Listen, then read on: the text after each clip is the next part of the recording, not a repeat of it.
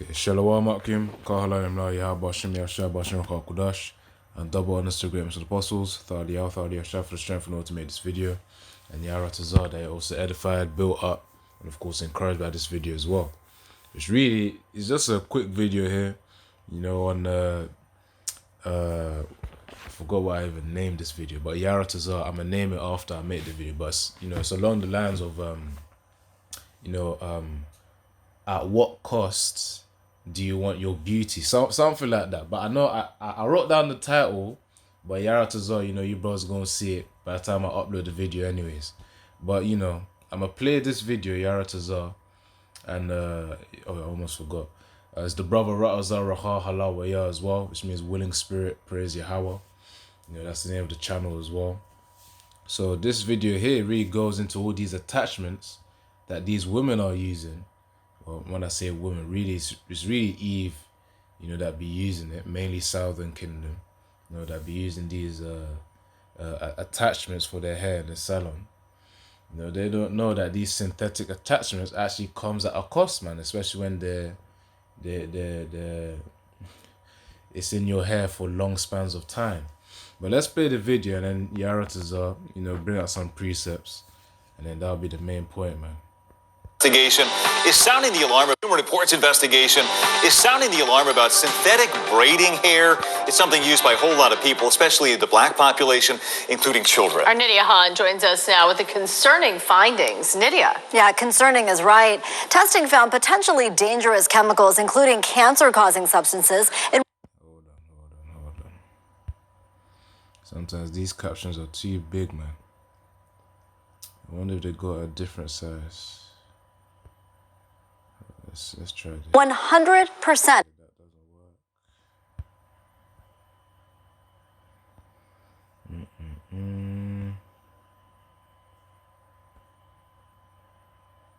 All right, we'll leave it as is. We'll leave it as is. If I need to see something or zoom into an image, you know, then we'll just leave it as that. Of the hair samples, we break down the investigation results and have tips on how to stay safe. I like to wear braids. By a whole lot of people, especially the black population, including children. Our Nydia Hahn joins us now with the concerning findings. Nydia. Yeah, concerning is right. Testing found potentially dangerous chemicals, including cancer-causing substances, in 100% of the hair samples. We break down the investigation results and have tips on how to stay safe. I like to wear braids because it saves me time in the morning. They're convenient. You can just style it and just go. Now, a new investigation by Consumer Reports is raising alarming questions about the safety of synthetic braiding hair. 10 popular synthetic braiding hair products were tested. The results are troubling. Every sample contained carcinogens, chemicals that may cause cancer. 3 of the samples tested positive for benzene, a carcinogen that is highly regulated and discouraged for use in laboratories because of the potential to cause cancer. James Rogers, who led CR's synthetic hair testing, says testing found lead in 90% of the products. There is no safe levels of lead. Our risk assessments and exposure models indicate that for users of these 9 products, they could be exposed to concerning levels of lead over time. The risks don't stop there. When the hair is... See, as I said, man, you know, long spans of time, having these attachments, you know, woven into their hair. You know, eventually these carcinogens, which obviously are cancer-producing chemicals, you know, these carcinogens will then have an effect on them, man. You know, which really you could also liken it as a part of the curses as well. You know, we're going. In fact, let me get a quick precept on that because I said this video is going to be quite quick, man. Let's see. Hold on. Let's see. I think I had it here. Yeah, verse 24. All right, so this is Isaiah 3. Hold on. Yeah. Actually, it would be a good point to read from verse 16. But the key part is really verse 24 and verse... I'll read verse 16 and 17, and I'm going to jump down to 24. So Isaiah 3 and verse 16, moreover, the Lord Yahweh saith, because the daughters of Zion are haughty, and walk with stretched forth necks, and wanton eyes, walking and mincing as they go, and making a tinkling with their feet. You know, so all of this is just a description of one who walks in pride, you know. But they're not really supposed to be in pride, man. As we know in Genesis, mentioned about the woman being a helpmeet for the man. You know, to be a helper for the man, not to be one to be prideful and then be over the man, not to usurp authority. Now, where is I was gonna just search up haughty, then the words wanton as well. I think there's one more as well. Hold on. I'm thinking their feet. Wanton and haughty are really the key ones that relate to that pride. Let me go back to it again. Because that's the way they are, man. Just look at the typical so-called black woman nowadays, man. She ain't in that humble, you know, feminine spirit anymore. She's walking as if she owns the place. And that's a sign of the downfall or the, what's it called, the rude awakening to come. You know, pride cometh before the fall, man. Proverbs 16 and 18. But the focus here is on them attachments, man. Right, so haughty, root word is, it says... Strong's H, 1361. Gavach. Gavach. So it says gavach. You know, obviously this is the modern Hebrew. But anyways, the key part, haughty, the root word meaning to be high, to be exalted, to be high, lofty, tall, to be exalted, to be lofty. You know, that's what it talks about. It says, you know, to be lofty, to be haughty, arrogant.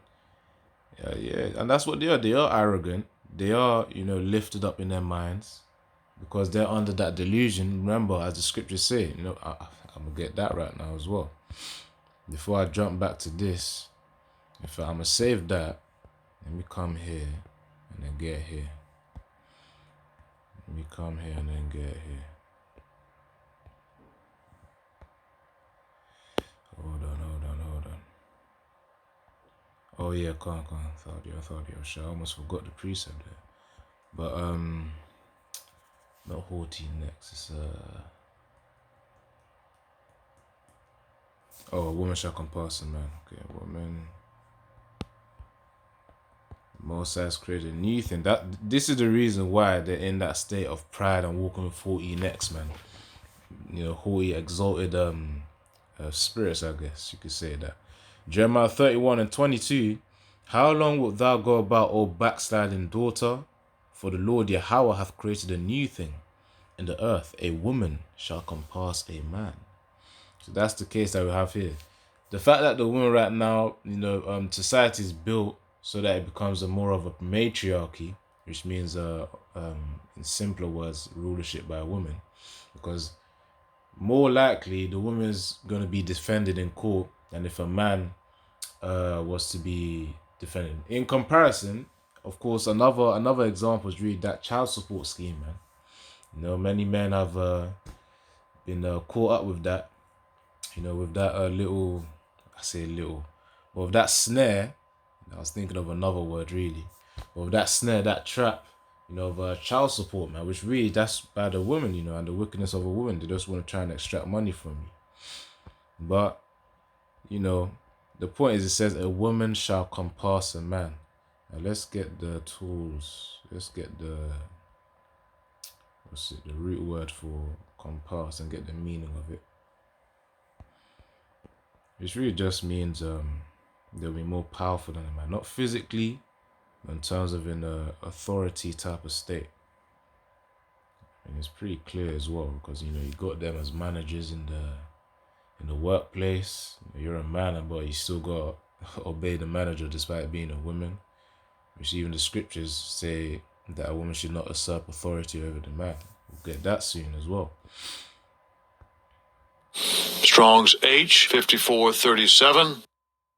Savav. Savav. Savav, which the meaning of it, coming from the word compass, it means to turn about or around or aside or back or towards, go about or around, surround, encircle, change direction. It says to turn about, be brought around. So from these words, it's saying around, you know, to turn. So pretty much what she's doing, when the scriptures say a woman shall compass a man, because normally the man is really, he has the final say. So of course, a woman is going to be having, the Most High is going to allow the woman for a season to be able to surpass the restrictions of which the man would have normally on the women, because normally the man has the final say in the family. But of course, nowadays you got women having the final say, because this society is built up that way to the point where women be the ones who are making the final decision, which is very, very, very wrong. Of course, people are used to it. They think that's just normal, but it's not normal. People have been desensitized to this nonsense, to this system. So Jeremiah 31:20, how long wilt thou go about, O thou backsliding daughter? For the Lord Yahweh hath created a new thing in the earth, a woman shall compass a man. So of course, with all these systems, they say, again, child support, that'd be the key one.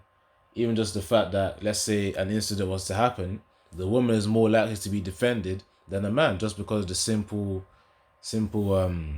fact that they're normally seen as the weaker vessel. Now, they're still perceived as a weaker vessel, but they leverage that, which means, when I say they leverage that, the women leverage that, because when it comes to scenarios that favor them, of course, they don't mind using that card where it's like, okay, yeah, that I don't have much strength, so you're not supposed to do that. Like that, there was an incident where a man, I think it was at a pub or something, actually an Edomite looking man, punched a woman. She got what she deserved. It was on what's the channel? Abba and Preach, yeah, Abba and Preach, man. She got what she deserved, man. But she was then complaining that this shouldn't be done, this shouldn't be tolerated. But yeah, if you're gonna hit the man first, you should expect the same thing, man. Nowadays you got people saying, that's what equality is. If you want to give something, you better be ready to receive it as well. That comes in a physical manner, mental manner, whatever way it be. Whatever words come out of your mouth, you better be willing to receive equally the same amount of insult as well. So yeah, man, woman shall compass a man, but that spirit is also fading away, and that shows from them type of incidents as well, of men really not being able to tolerate the nonsense that's coming out of these women and these the mouths of these women, man. So that haughtiness, let's read it again. Isaiah 3:16. Moreover, the Lord Yahweh, because of the daughters of Zion are haughty, they exalt themselves, which read, the servant should not exalt themselves above the master. Remember what Yahweh said? Let's get that as well. Imagine I was going to search up Yahweh, which really was supposed to be able to search up Yahweh. But all in all, originally the scriptures are in the ancient Hebrew anyway, so you would have had to type up ancient Hebrew if this was the application for it. But this is the day and age which we use English commonly. Anyways, what was I gonna get? Sometimes I'll be talking a lot. Alright, so Isaiah 3:16. I said haughty. So okay, man. Sometimes the brain just goes slow. But yeah, let me read it again. Isaiah 3:16. Moreover, the Lord Yahweh saith, because the daughters of Zion are haughty, and walk with stretched forth necks and wanton eyes, walking and mincing as they go, and making a tinkling in their feet, man. Because I think I mentioned about them, they're not supposed to be, calm, share. Let's get it.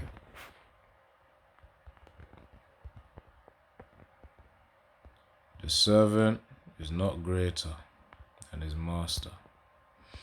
As it says in John 13:16, very verily I say unto you, the servant is not greater than his Lord, neither he that is greater than he that sent him. Yahushua is not greater than Yahweh. The servants, us serving Yahushua, we're not greater than Yahushua. That's what that means there. The same way the women are not greater than us, man. That precept on a woman shall compass a man, Jeremiah 31 and verse 22. That's only for a certain season, man. There's gonna come a time, especially in Jacob's trouble, people ain't gonna give two shits about that. People just won't care about that at all.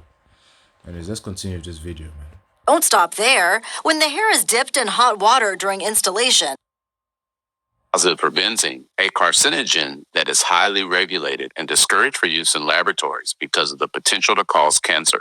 James Rogers, who led CR's synthetic hair testing, says testing found lead in 90% of the products. There is no safe levels of lead. Our risk assessments and exposure models indicate that for users of these 9 products, they could be exposed to concerning levels of lead over time. The risks don't stop there. When the hair is dipped in hot water during installation, a standard practice, it releases volatile organic compounds, or VOCs, that can irritate eyes, throat, and lungs.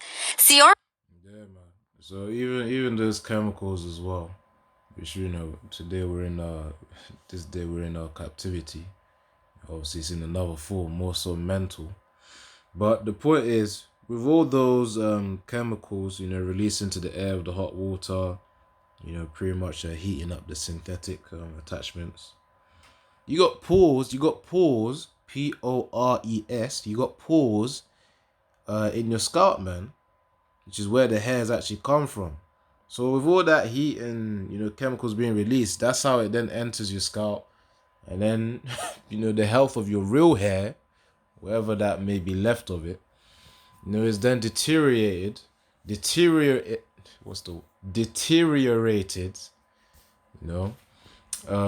the time, you reach your 40s, 50s, and 60s, man. You start wondering, why is your hair falling out? You know why your hair's flipping falling out? Because of these darn synthetic attachments, man. And again, you got pores in your hair, which means they're like little holes, in the skin. You got pores in our skin, really all over our skin. We've got pores, so it allows to absorb, oils and water and whatnot. So again, through those pores, all those chemicals will then seep in, and then those carcinogens will then do their work of producing cancer, man. This is what happens when you stray away from a guide, which is supposed to be your man. And let's get Titus 2. So Titus 2, this is how they're supposed to be. They're not supposed to be walking with stretched forth necks, man. Not at all. So Isaiah 3 and verse 16. So yeah, that it says Isaiah 3 and 16. Moreover, the Lord saith, the Lord Yahweh saith, because the daughter of Zion are haughty, they exalt themselves, and walk with stretched forth necks, that prideful manner, and wanton eyes. Let me quickly get wanton eyes. Let's get the meaning out of it. So getting straight to the meaning of wanton. Where is it? It says, it pretty much says the same thing. It says to ogle, to wanton. See if it says anything else. It says to blink conquetishly. Now that's a new word right there. Let's get the definition of that. Let's get wanton. So definition of wanton. It says to blink conquetishly. We'll probably get that word as well. So wanton means of a cruel or violent action, deliberate and unprovoked. It says it in its synonyms: deliberate, willful, malicious, malevolent, spiteful, vicious, wicked, evil. Yeah, I think that's really the main point. It says here, sexually unrestrained and having many casual sexual relationships, typically used of a woman. So wanton eyes, man, always seeking what fountain they're gonna drink off of next, man. Of course, metaphorically speaking, you bro should understand what I'm saying there. So wanton eyes, you could liken it onto having, wicked eyes, giving them disrespectful eyes, to men. Who's this guy here? You know how Eve be. All you gotta do is just observe the so-called black woman. Certain scenarios, man, especially when she's in her emotions, start giving them flipping looks. It could be provoked from jealousy or whatever type of things like that. But yeah, that's referring to wanton eyes, and also wanton eyes, which means a lack of discipline, as well. Because you read in the definition, sexually unrestrained women, as it says here. So that's what it also links to as well. And that's why you know, they're gonna get their punishment, man. Now I said that I was gonna bring out how women ought to be, which is entitled to Titus 2. So Titus 2 and from 3, Titus 2 and 3, the aged women likewise, that they be in behavior as becometh holiness, not false accusers, not given to much wine, teachers of good things, that they may teach the young women to be sober, to love their husbands, to love their children.